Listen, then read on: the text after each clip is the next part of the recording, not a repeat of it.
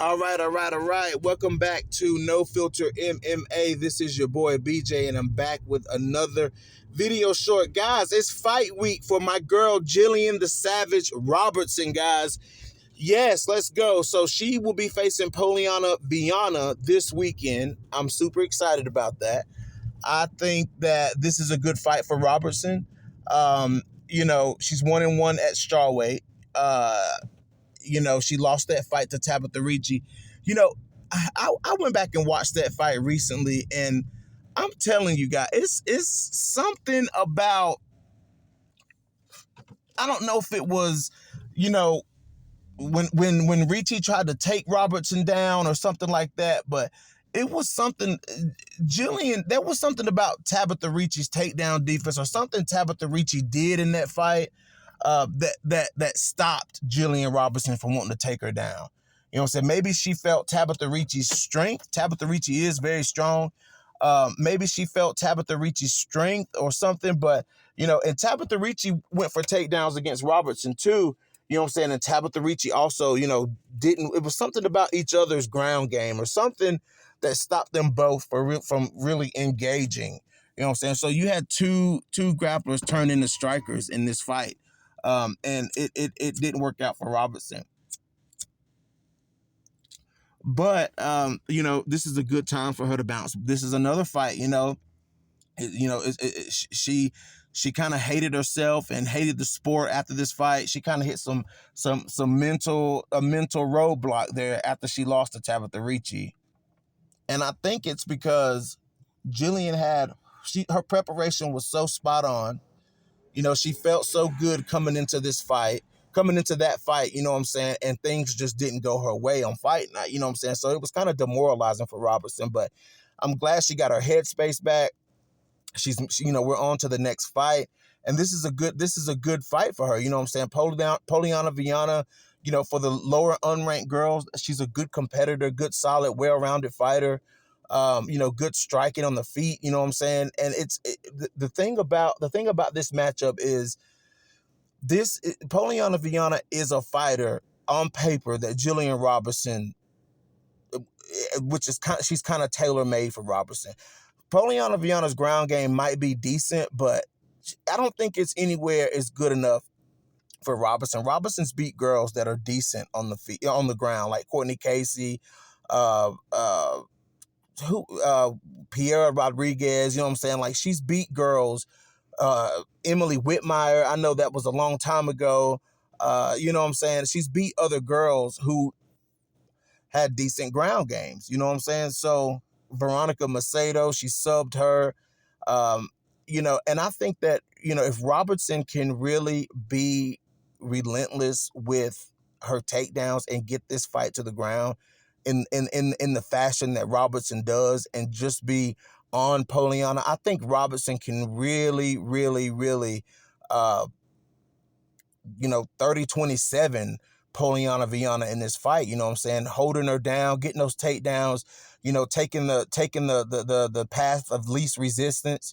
You know what I'm saying? Like, she don't want to stand out in space, you know what I'm saying, and get outpointed by Poliana Viana. Now, it's common knowledge that Robertson doesn't have that firepower, you know what I'm saying, in her hands. She doesn't have the technique. Like, that's just not her wheelhouse. You know what I'm saying? Robertson is one of the few specialists, you know what I'm saying, that's really left. You know what I'm saying? In that strawweight, there's a lot of specialists. You got Mackenzie Dern, I would say, is a little more well-rounded. But you have like your Tatiana Suarez, you have your Amanda Lemos, who's a striking specialist. You know what I'm saying? You have a few specialists, left in the division, and in the UFC. And Robertson now moving down to, 115, she kind of lands herself in that specialist category for 115. And Robertson could really be a problem for some of these girls, man, if she can just implement her game plan, use her size. She's coming down from flyweight. She's bigger than a lot of these girls. You know what I'm saying? But Poliana Viana is going to present some problems for Robertson. She's tall, she's long. She throws long punches and long strikes, you know what I'm saying? And once again, it's not anything that Robertson hasn't beaten before. You know what I'm saying? Robertson's fought strikers. You know what I'm saying? She's fought girls who's tried to take her head off. And she, most of the time, other than people like Macy Barber, girls that are big that can stop her. You know what I'm saying? Like, she usually gets in on these girls, you know what I'm saying, and can make it frustrating for them. And honestly, Gillian kind of needs this win. Not saying she's in fear of being cut from the UFC, definitely not. But, if she really wants to make that stamp at 115, you know what I'm saying, and start getting those calls for those big fights and start moving, get that Angela Hill fight, you know what I'm saying, or get that Lupe Godinez fight, you know what I'm saying, or get, some of these girls, start making their way up through the rankings, you know what I'm saying. This is a fight that she has to win. You know what I'm saying? Like, she doesn't want to lose two fights back to back, in a new division. She wants to, stay on that winning track, and this is a good fight for her to bounce back, So, like I said, I'm expecting a smart Robertson. Her weight cut looks like it's going well. And, I'm excited to see what she's going to do. I think we'll see, Robertson coming off of a loss is a pretty dangerous Robertson. I mean, look what she did to, coming off a loss. I think she was coming off a loss when she beat Priscilla Cachoeira. Yeah, she was coming off of a loss. You know what I'm saying? Then she stopped Cachoeira and Maria Agapova back to back. You know what I'm saying? Stopped them back to back. You know what I'm saying? So, and